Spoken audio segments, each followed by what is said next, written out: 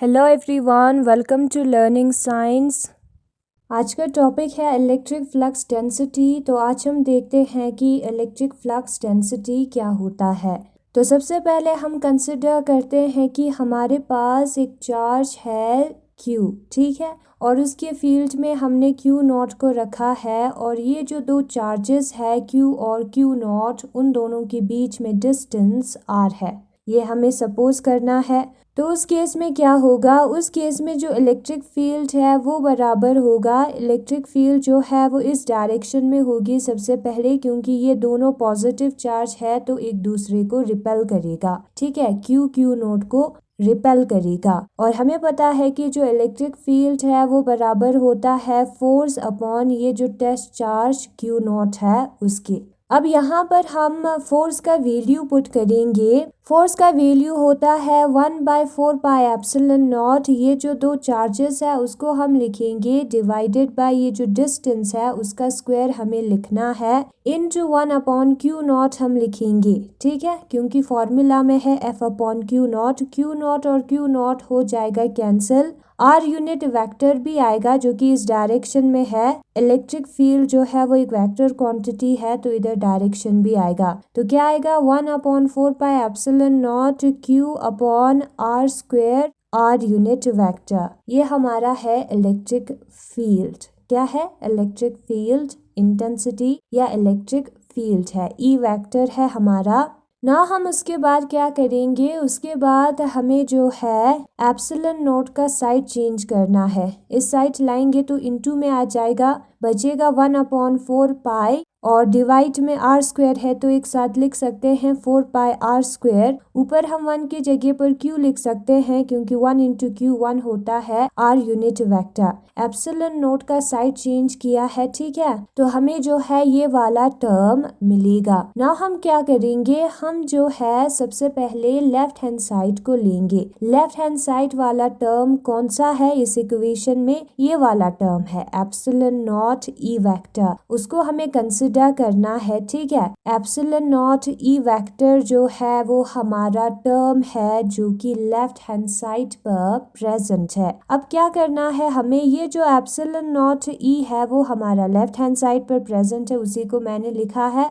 और ये जो एप्सिलॉन नॉट है उसका हमें SI यूनिट लिखना है। एप्सिलॉन नॉट का वैल्यू हम यही से निकाल सकते हैं, E वेक्टर को डिवाइड में लिखकर। ये जो टर्म है उसको हम ऐसे लिख सकते हैं, epsilon not is equal to Q upon 4 pi R square और E वेक्टर डिवाइड में आ जाएगा, ठीक है, इंटू 1/E हम लिखेंगे, वेक्टर नहीं लिखेंगे, हम सिर्फ मैग्नीट्यूड को कंसिडर कर रहे हैं।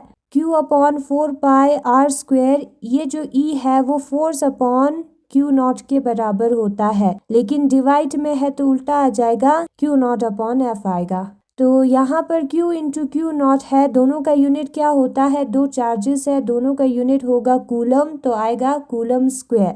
4 पाई तो कांस्टेंट है, R हमारा एरिया दिखाता है तो एरिया का स्क्वायर, फोर्स का यूनिट होता है न्यूटन, तो उसको हम लिखेंगे। तो ये हमारा एप्सिलॉन नॉट का SI यूनिट है, उसको हम लिखते हैं। एप्सिलॉन नॉट का SI यूनिट कितना होता है? एप्सिलॉन नॉट का SI यूनिट जो है वो बराबर होता है coulomb square divided by area का स्क्वायर न्यूटन। और E वेक्टर का भी हमें SI यूनिट लिखना है, फोर्स अपॉन Q नॉट है, फोर्स का SI यूनिट होता है न्यूटन और Q नॉट का SI यूनिट होता है कूलम, चार्ज का यूनिट होता है कूलम। यहाँ पर एक कूलम होगा कैंसिल, ये 2 न्यूटन जो है वो कैंसिल होगा, बचेगा क्या, कूलम डिवाइडेड बाय एरिया का होल स्क्वायर।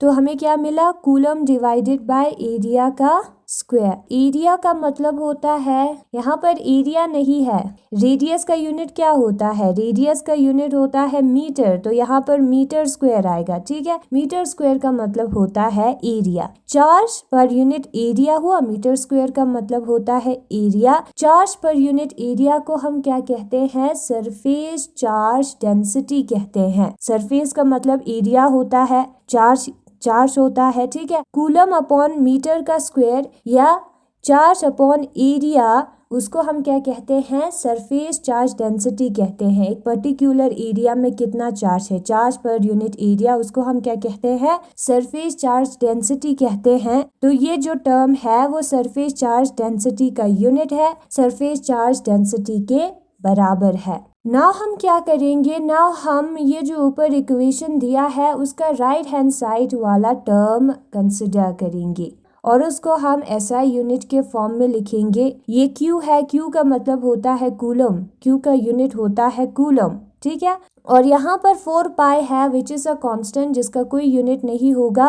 रेडियस को हम एसआई में मीटर में मेजर करते हैं तो मीटर स्क्वायर आएगा। कूलम अपॉन मीटर स्क्वायर यहाँ पर भी आया जो कि हमारा है सरफेस चार्ज डेंसिटी का यूनिट। सरफेस चार्ज डेंसिटी क्या होता है, charge per unit area, area means surface, ठीक है। तो चार्ज का यूनिट होता है कूलम, सरफेस का यूनिट होता है मीटर स्क्वायर। तो ये जो है सरफेस चार्ज डेंसिटी के यूनिट के बराबर है, तो ये सरफेस चार्ज डेंसिटी के बराबर होगा, ठीक है। तो ये हमारा इक्वेशन नंबर फर्स्ट है, हम कंसिडर करते हैं। नाउ हमें क्या करना है, epsilon not E left hand side जो है वो सरफेस चार्ज डेंसिटी के बराबर है। लेफ्ट हैंड साइड और राइट हैंड साइड दोनों इक्वल है और दोनों सरफेस चार्ज डेंसिटी के बराबर है। दोनों का यूनिट सरफेस चार्ज डेंसिटी के बराबर है तो फॉर्मूला भी सेम होगा, दोनों क्या है, चार्ज डेंसिटी है। तो एप्सिलॉन नॉट ई को हम क्या कहते हैं, इलेक्ट्रिक फ्लक्स डेंसिटी कहते हैं। इसी टर्म को हम कहते हैं इलेक्ट्रिक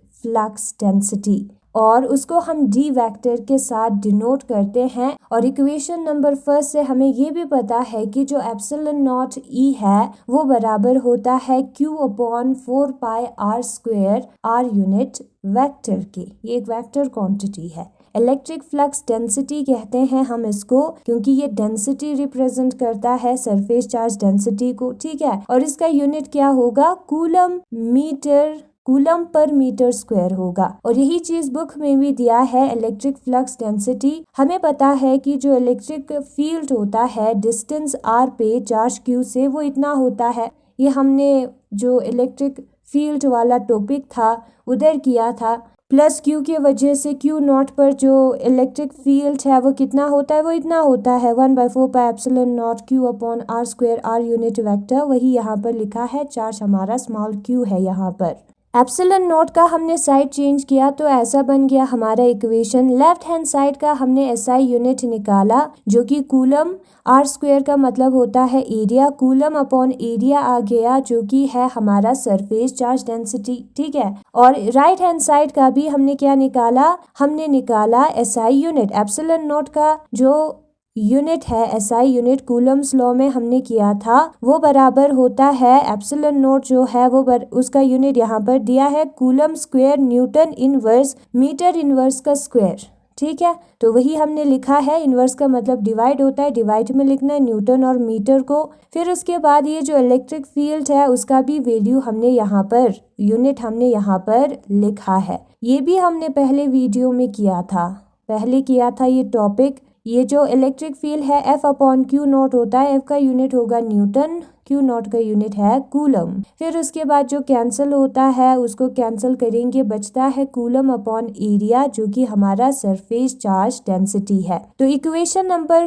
फर्स्ट के दोनों साइड का यूनिट सेम है जो कि कूलम अपॉन एरिया है, कूलम पर मीटर स्क्वायर है। तो जो प्रोडक्ट है एप्सिलॉन नॉट इंटू ई उसका डायमेंशन किसके बराबर होगा, सरफेस चार्ज डेंसिटी के बराबर होगा, है ना, क्योंकि सरफेस चार्ज डेंसिटी का यूनिट भी वही है। और इस प्रोडक्ट को हम इलेक्ट्रिक फ्लक्स डेंसिटी कहते हैं क्योंकि ये सरफेस चार्ज डेंसिटी के बराबर होता है। इलेक्ट्रिक फ्लक्स दिखा रहा है यहाँ पर, ठीक है। तो इसको हम इलेक्ट्रिक फ्लक्स डेंसिटी भी कहते हैं क्योंकि ये सरफेस चार्ज डेंसिटी के बराबर है और उसको हम डी वेक्टर से डिनोट करते हैं। तो डी वेक्टर इस टर्म के बराबर आया इक्वेशन नंबर फर्स्ट के मुताबिक। और जो इलेक्ट्रिक फ्लक्स डेंसिटी है उसका यूनिट होता है कूलम पर मीटर स्क्वायर जो कि सरफेस चार्ज डेंसिटी से सेम है।